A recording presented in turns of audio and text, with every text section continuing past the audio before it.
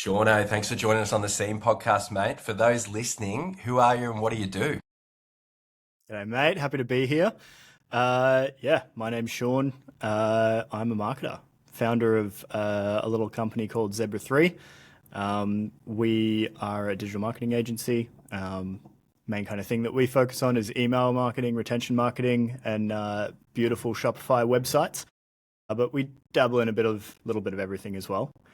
Um, and also AdMerge, which is my like silent little fun business that I've got in the background, which is a white label performance marketing agency, basically a business to help other agencies who struggle with staffing and costs and margins get expert Australian staff to service their clients for performance marketing. I love that, man. How did you first get into all this stuff? Like, it's a big thing to just be like, yeah, I want to start my own thing and make it happen. Like, what was the catalyst for all that? As much as I want to say, like, I just dived straight into it and, hustled every day. I had a day job for like a decade before this. I went to uni after high school for I did a business degree, but it was like a artsy university focusing on like the entertainment industry because I'm big into the music industry and that kind of stuff personally. That kind of evolved into my first gig, which was a full-time job as like a entry-level digital marketer doing Google ads at one of these massive agencies out of Brizzy. Um, and yeah, I was there for a couple of years, um, worked my way up the ranks, became like a team leader. I was managing a team of like 15 people who are all older than me when I was like 21 and just having a red hot crack. Um, and then I was like, you know what, this is fun, but I want to kind of find a new challenge, maybe find a brand to work with instead of just working with hundreds of different brands. Like, let's see what it's like working in house for a business. So I was fortunate enough to get picked up by High Smile down here in the Goldie. I was their head of advertising for a period of time, right in their like big come up when they were going selling teeth whitening kits, and it was just like content, Kardashians and Conor McGregor and Zlatan and all that kind of stuff. That was a wild period of time doing some crazy campaigns, crazy marketing. It was just go go go go go. I've never worked so hard in my life, if I'm being honest. Um, yeah, as a result of that, there was definitely a little bit of burnout, and decided to chase another direction. So bounced around a little bit. I helped out a couple of other agencies in Brisbane with their like e-commerce offering after my experience there. Started doing a bit of consulting here and there. I went into another um, in-house role working on like a digital transformation, which was pretty cool. It was a bit of a step away from digital marketing, performance ads, and stuff like that. Bit of a step away from you know e-commerce in general, and more into like business development, business ownership, technology stack, all that kind of stuff. Built a cracking cool website for this business. They were called Vanita Blinds. They did. Uh, Yeah, heard of them. you've heard of them, yeah? Yeah, heard of They them. custom made curtains, blinds, and all that kind of stuff online. Built them a new website. Our claim to fame. I work with a couple of really cool agencies to make that happen. Swanky in Australia, and Disco Labs, who are obviously no longer a thing anymore. Um, but we built the first like Shopify Plus website that had, it was something I can't even remember the number. It was so stupid. It was like 7,000 trillion variants of products or something like that. Because it was like we had this massive range, and every millimeter of direction had to be a product, and there was a million different options. And yeah, we built this really cool thing, um, and then moved on from there because I was getting really into like the outdoors space. This was like COVID was happening, and everyone was feeling the itch to get outside. Um, Went and worked for a company called Outback Equipment. Um, they were e-commerce brands selling a lot of other people's products. I was there for about 3 years in the end as their like marketing director, basically managing everything myself. It was one of those jobs where you get the big title and you get, the big job, but you don't really have a team. So I was doing everything myself, using a couple of freelancers and stuff like that, but managed to over that 3 year period, essentially like quadruple their business into the, deep into the seven figures, which was a really good experience for me to just learn and grab a business by the balls and just have a bit of fun with it. Um, and then yeah, I decided to move on and start my own thing. And that's my very long-winded way of explaining how I got here. But yeah, left there and threw myself into the deep end. Was like, you know what, I'm going to start a digital marketing agency. I've been freelancing for years, just on the side. But I think I've got this good offer, this good foundation, a good group of people that I can work with. And I was like, the one missing thing from paid ads is everyone can run Facebook campaigns. You can learn as much as you need. We've got bloody 16-year-olds who are, running digital marketing agencies these days just because they've threw themselves into the deep end and learnt it and are having a bit of a crack at it, which is incredible. Don't get me wrong. But no one's doing, this was 3 or 4 years ago, no one's doing content well at scale. So our big thing was, we'll run your ads, but we'll also create all the ads for you. We've got a production team, we'll film it all, we'll edit it all. Every single month you'll have fresh content, and just kind of compounds from there. And that's kind of how we started the business.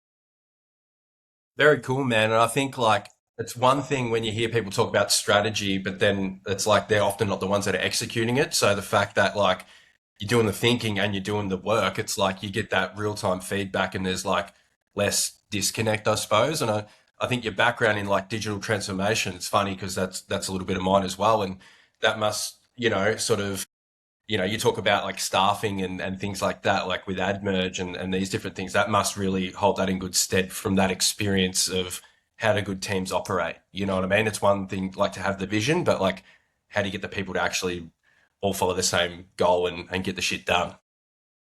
100%. And that was probably the biggest learning curve for me, going from a marketer working for someone else to starting my own businesses.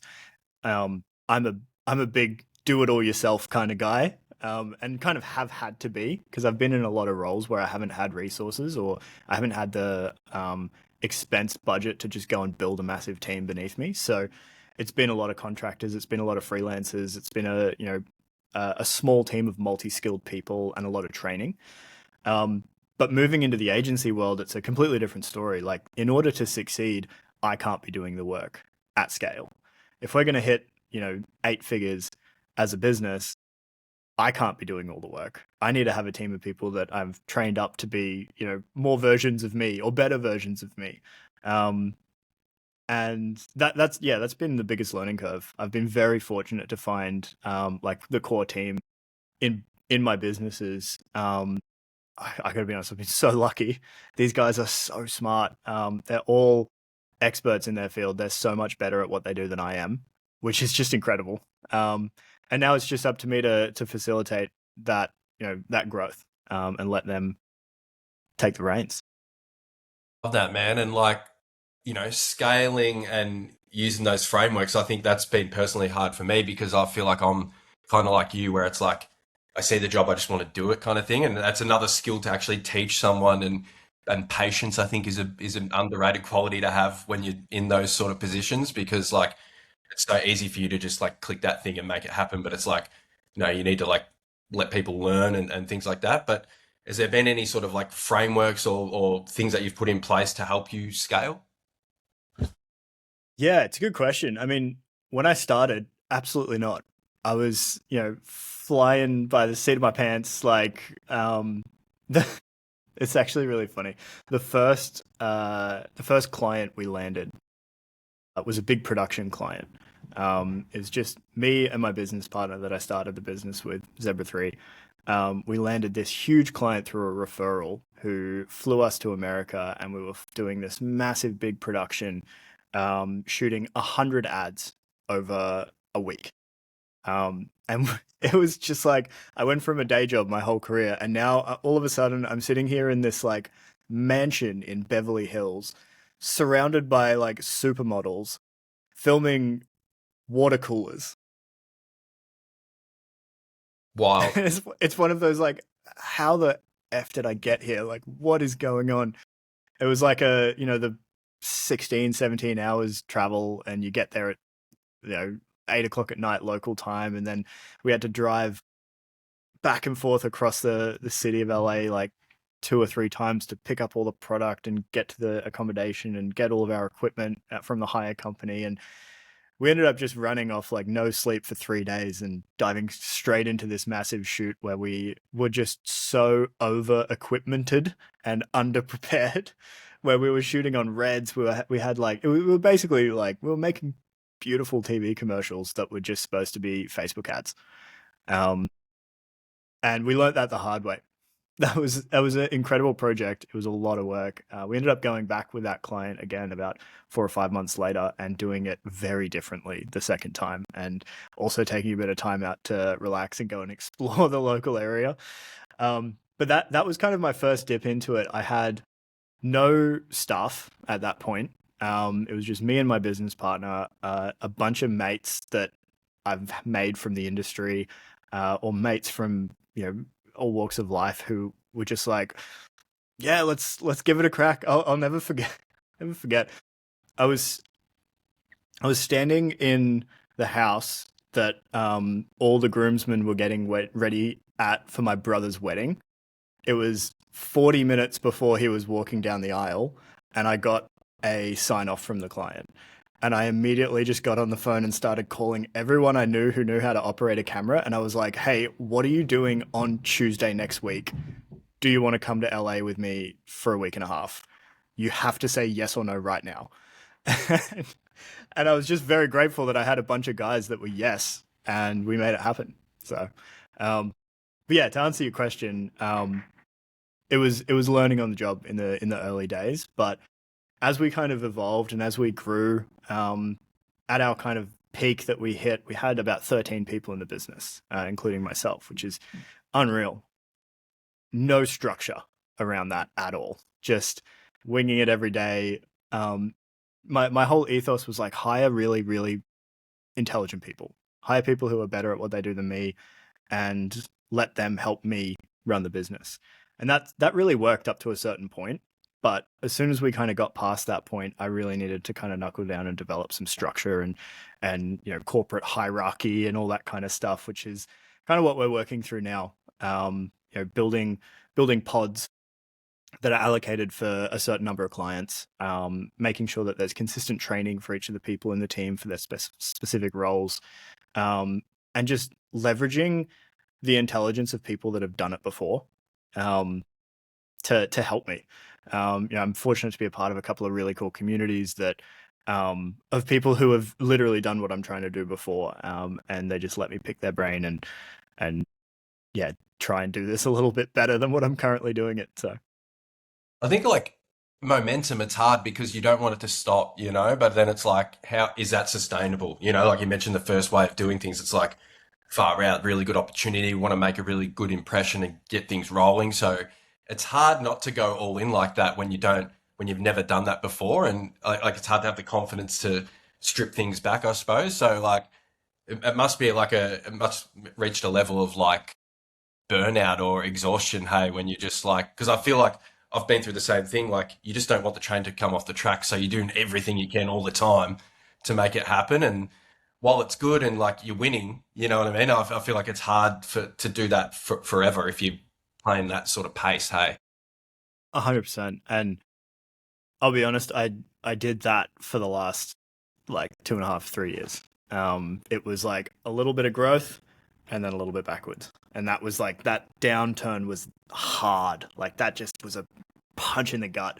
And then we would see a bit of growth and we'd like, go up again, and then we'd lose a couple of clients and it would just be like, oh, punch in the guts again, and then massive growth and then again. And that whole cycle is just so unsustainable for you to put yourself through emotionally, because it's like it's just a constant roller coaster. But I've found that if you are more forward thinking and planning around structures and training and processes and procedures, as boring as all that stuff is to a founder, God, it's so important.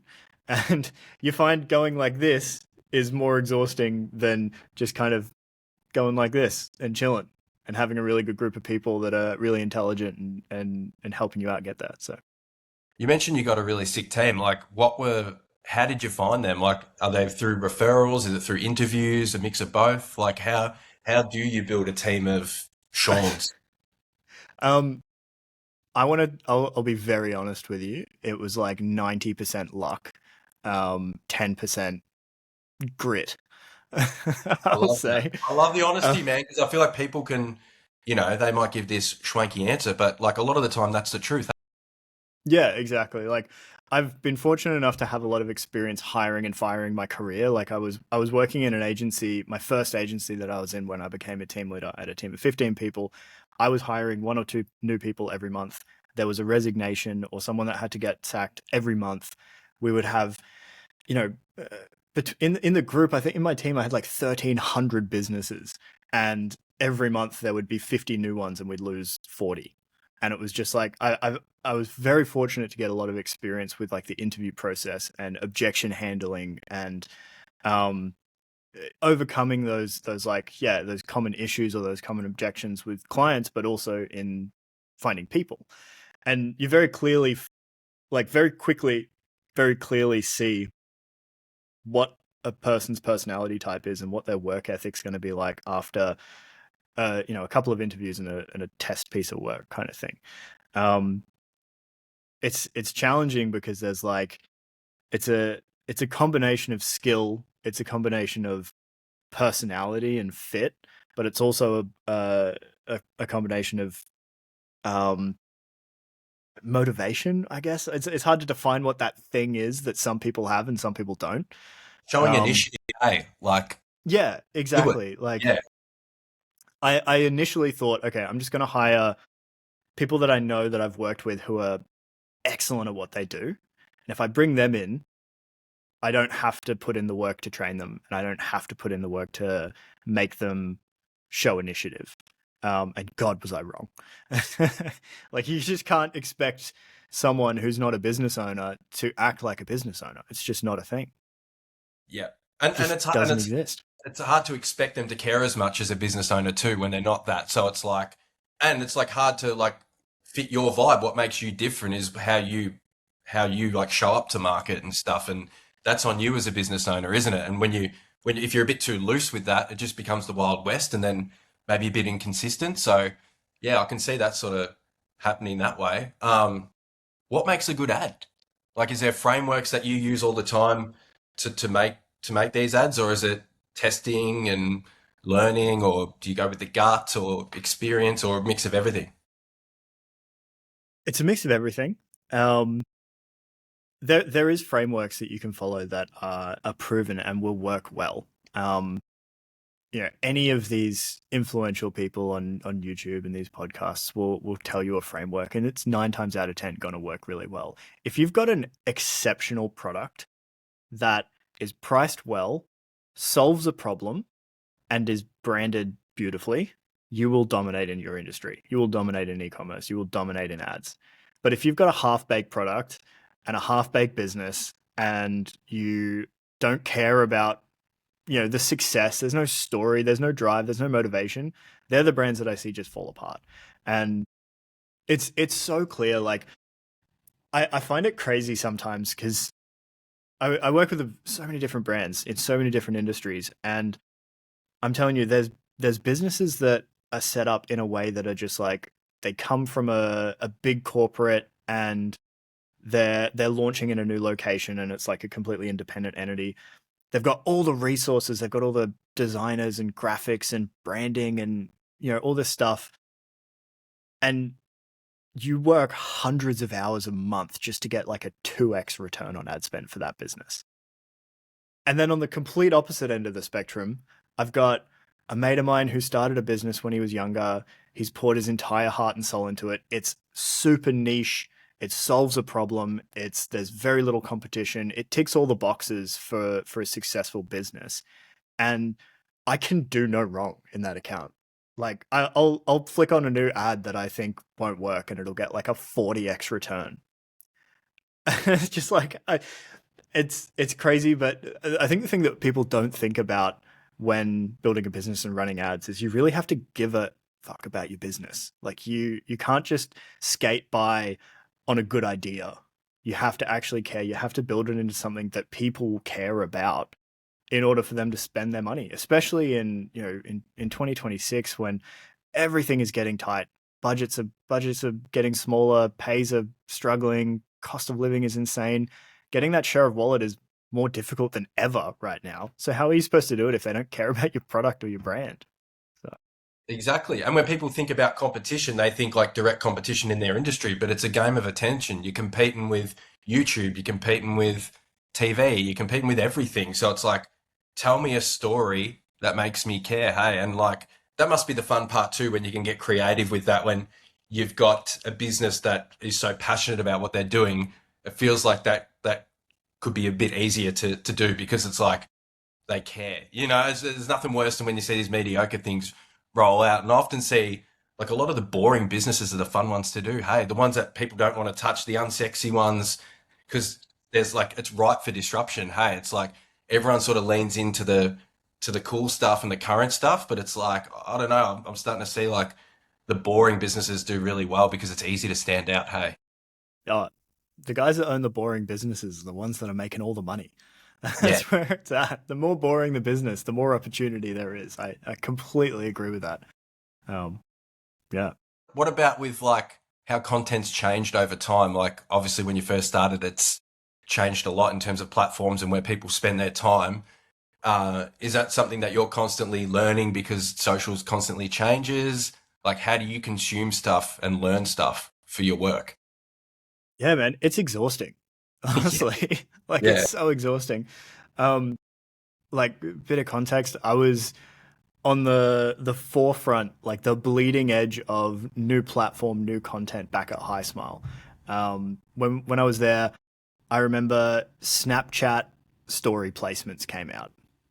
Like the discovery feed. Sorry, like Yeah. I don't know if I don't know, I haven't opened Snapchat in like 7 years, but I don't know if that still Yeah. exists. But back in the day, Yeah. this like discovery feed came up where there was like a thumbnail. You click on it, and there's like 10 or so different tiles or videos. That was like the bleeding edge of marketing back then, and we were one of the first advertisers in the region to get access to that placement. And I remember CPMs were like 3 cents, and I could not spend money fast enough on that placement. And it was actually really funny. There was like three of us. There was myself and a couple of other, I think our accountant and one of our content creators, and like we just used everyone in the ads right back then.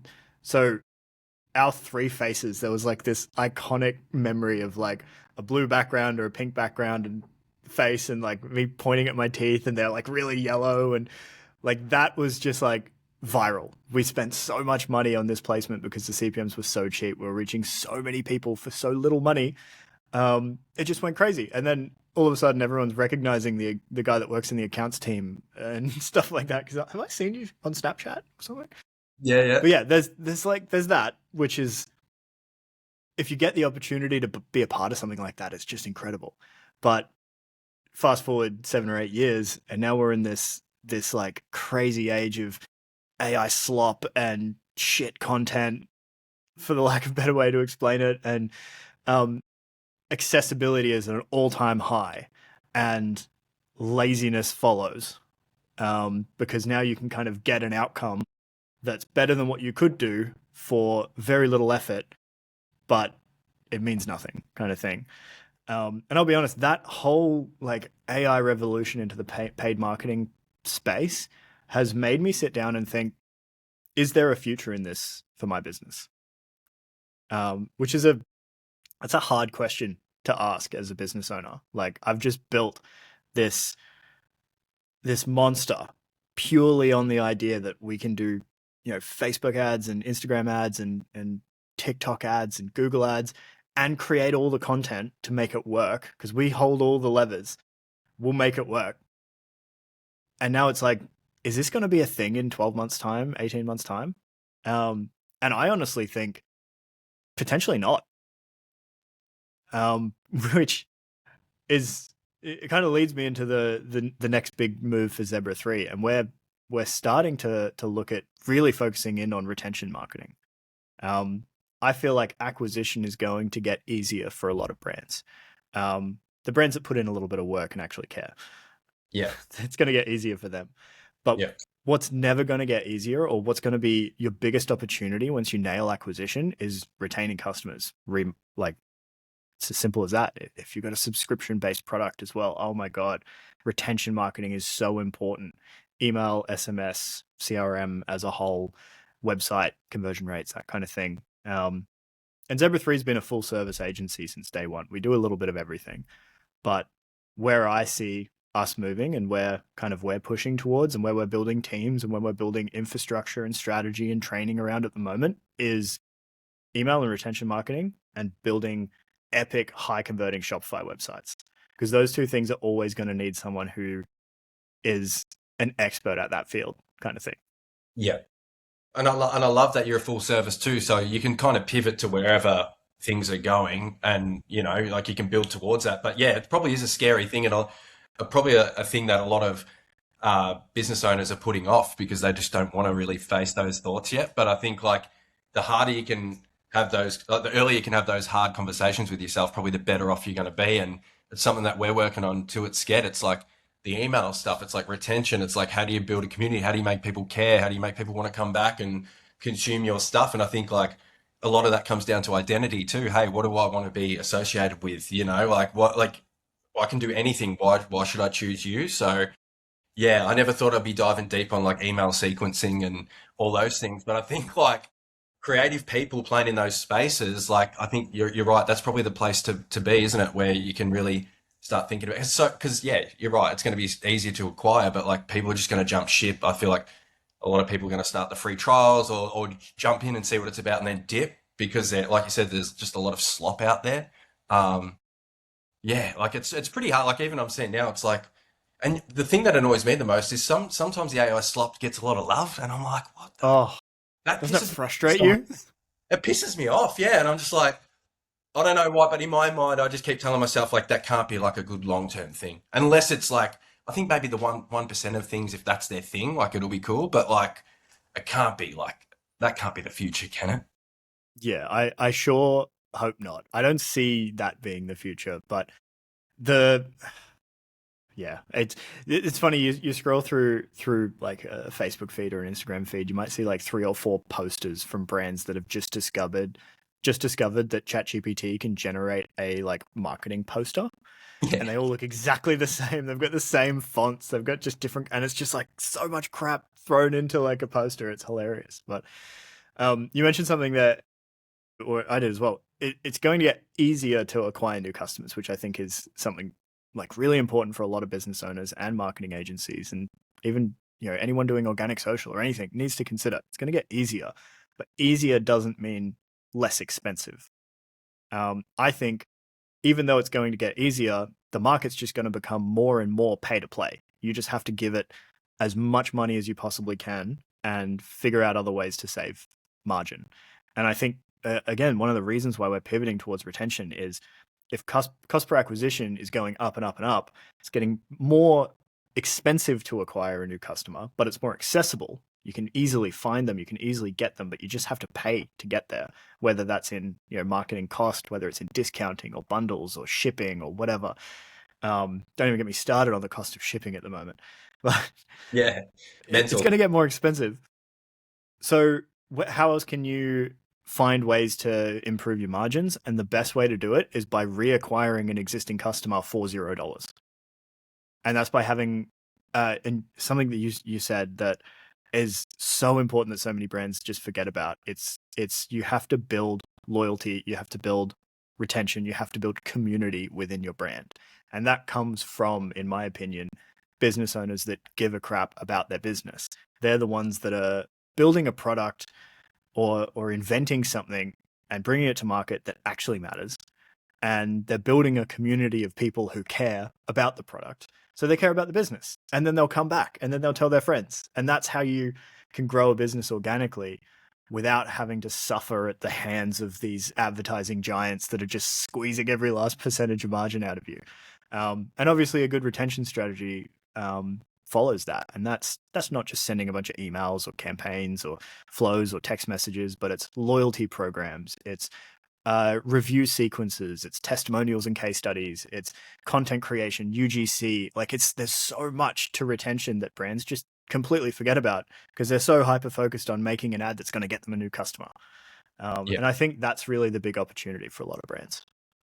And how do you see like organic and paid work well together? Because like from people that I've spoken to, I feel like a lot on the organic space tend to feel like the good performing posts or the good performing content organically gets turned into paid, but there's other ways to skin a cat, I suppose. Like, how do you see those two worlds like marrying up and doing a good thing? I almost see it as the complete opposite. Yeah, Um, like it's easy to acquire a customer through an ad. You just got to find the right content, right? That is easier said than done. Don't get me wrong. It's coming from the guy who's run a business for the last three easy for years, you. creating content for ads. Yeah. It's harder. It's harder than just yeah. You can just acquire new customers, but it's the purpose. Like once you acquire them, the sole purpose of acquiring a new customer should not be to get them to just buy the product from you, but it's to get them to join your community, join your join your network. Your product is your best salesperson for your community. Your ad is the best salesperson for your product, but your product is the best salesperson for your community. If you've got a genuinely good product that solves a genuine problem with so many people, you just need to get them to buy it. That's the easy part. But if your product is crap, they're not going to stick around. They're not going to be excited by it. They're going to use it once or twice, and that's going to be it. But if it's a genuinely good product, that's going to sell them on the idea of community. It's going to sell them on the idea of supplementary products that support that core product. It's going to sell them on the idea of subscribing to that product and getting it on repeat if it's a consumable. Um, so I see paid media as a acquisition channel. It's a tool. It's like a hammer. You pull it out, you smack it a couple of times, and you get a couple of customers. But everything else surrounding your business, your infrastructure, your product, your development, your iteration, everything else, your social media, that is just to build community and retain those customers.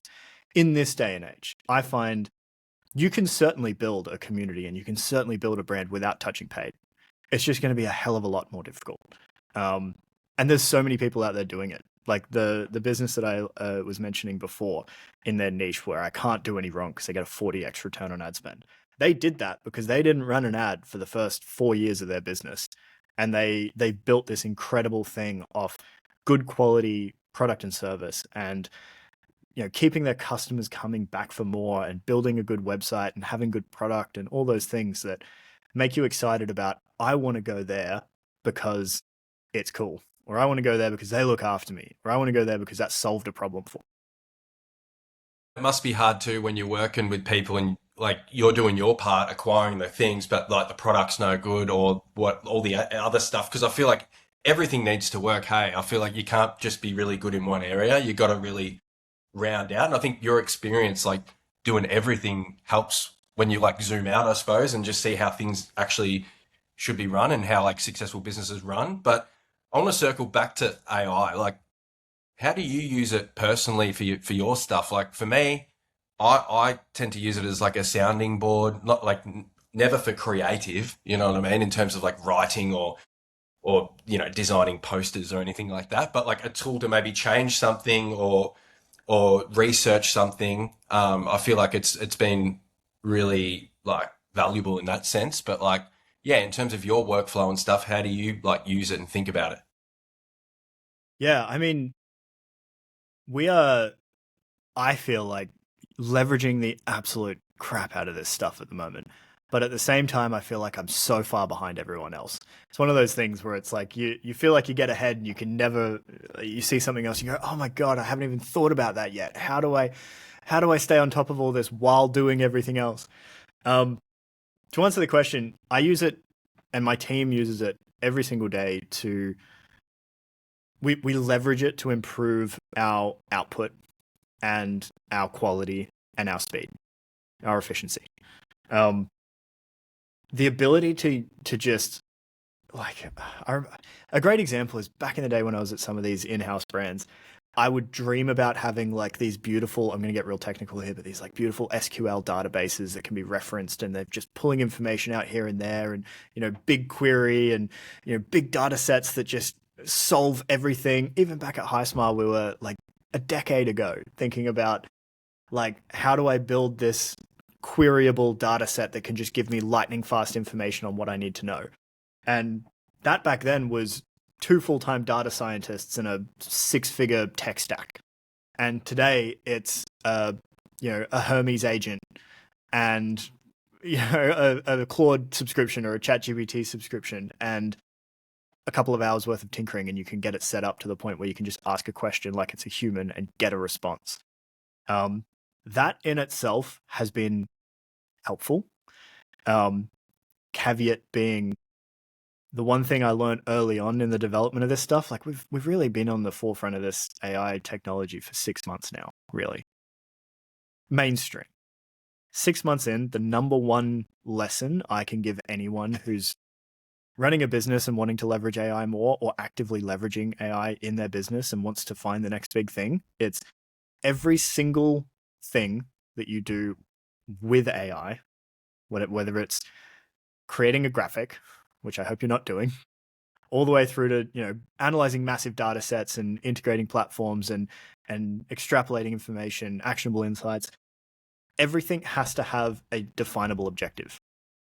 Think about that to yourself before you start.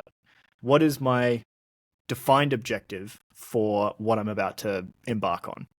And the risk of not having a defined objective is, what we did is one of our team members spent about 9 months building this incredible software dashboard that solves all of our business needs. And it's the most incredible piece of software that we've ever used. And it makes our reporting automated. It solves, lots of hours every week. And it's exactly displayed how our clients need to see it in relation to our strategies. And like, this thing is beautiful. Don't get me wrong. Any of our clients will testimony to that as well. It was a big game changer for us having this. But then I think back and I go, okay, so that staff member, let's say that they're making $100,000 a year. They spent 9 months full-time, basically, building this thing. So I've just spent $70,000 creating a dashboard, which is like pretty close to a lot of things that already exist that you can pay like $80 a month for. Because I didn't have a definable objective. I didn't have, this is what it's going to be when it's finished. This is how long it's going to take to build it. And this is how much time I'm willing to invest out of my day to build this thing. If you have all those laid out front and center, you're not going to be wasting money. But if you don't, you can really go down that rabbit hole and just, start burning through cash that you didn't realize you were spending. And then, don't even get me started on Claude API credits at the moment. It's just, it's a big bill. So it's dangerous too, because it's in that sort of discovery phase now, isn't it? So I think it's so easy to just be like, tinker away and see what happens, rather than be like, no, like, because I feel like as soon as you give timelines on something, it can speed up and speed down. You know what I mean? Like, it's like sometimes it take long, but it's like you can stretch that out too. You know what I mean? So like, I love that idea of defined objectives. I've never played with the terminal or anything before, but I've been fucking around with that and Hermes and all that sort of stuff. And I'm like, my mind is blown. For me, it's just like the admin stuff, like emails and summarizing shit. Like, I just want to do all the stuff I hate doing. Like, that's what I kind of want to use AI for. But yeah, I love that tip. And I think a lot of our listeners are going to love that one too. We like to finish off with a fast five segment. So just like first thoughts to these 5 questions, and they're nice and cruisy, mate. So should be pretty easy. First one, what's your coffee order? I'm a long black all day long. Bit of a psychopath when it comes to that. How many? I actually own a coffee business, a roastery up in Brisbane. It's called Blackstone Road. Little plug there. If you're interested in like sick old motorcycles and coffee, go to Blackstone Road and buy a bag. Stuff is delicious. But I drink that. I drink Lane Splitter every morning. Double shot, long black, once a day. And then around lunchtime, I make a very difficult decision whether I want to have a second coffee or a sugar-free Monster. It's a slippery slope. Bro, I've been going down the energy drink direction too. And I was just like, I don't know. I feel like I'm having way too much caffeine, but whatever. Yeah. You know what I mean? Whatever. Nothing like a white Monster on a hot day, honestly. I need to try the white Monsters. Are they called Ultra something? I think on the Yeah, that's it. Yeah, I need to suss that. They're big cans though. I don't know if I can drink the whole thing, Yeah. What's your death row meal? Oh, that's a very good question. Gosh, I haven't even thought about it. That's so far away. I've got so much to do before then. I don't know, maybe just like a bacon cheese zinger box, something like that. Oh, man, speaking my language. Favorite TV show or movie at the moment? Oh, I'm a big guy into the classics. I think one of my favorite movies of all time was American Psycho. Um, Yeah, Good one. Latest favorite, Project Hail Mary. That just emotional roller coaster. need to suss that out. Need to Yeah, suss that. very good movie. Yeah. Favorite song at the moment? Oh, again, I'm pretty old school. Old school for a 30-year-old. Um, my I've been absolutely ripping the Story So Far live album. I Want to Disappear in the USA. And I've got a few people in the office here right now who are probably nodding, being like, "Yeah, we've heard it every day for the last 6 weeks, so time to change it up." There's something about live albums, hey? Like when they're done well, like old Thin Oh, Lizzy I've been listening to, I'm like, fuck, yeah. that sound is just It just insane. tickles your brain in the right way, doesn't Yeah, it does something to your brain chemistry or something. I don't know. it? And last one, biggest pet peeve. Oh, it's a good question. Probably when my dog takes up the whole bed. He's a 50-kilo golden retriever, and it's not hard. So There's something good about that though. Like waking it up, is, yeah. we've got our Pulling the dog. hair out of your face. Yeah, golden retrievers are so beautiful though. Hey, I just want to be Yeah, loved. he's around here somewhere. Yeah, office Dogs in dog. the office. Love that, man. Yeah, Love that. Well, Shauno, thank you so much, mate. This has been an epic chat. Can't wait for this one to come out, and got to get you back on for round two, I reckon. yeah. Thanks for having me. Been a pleasure.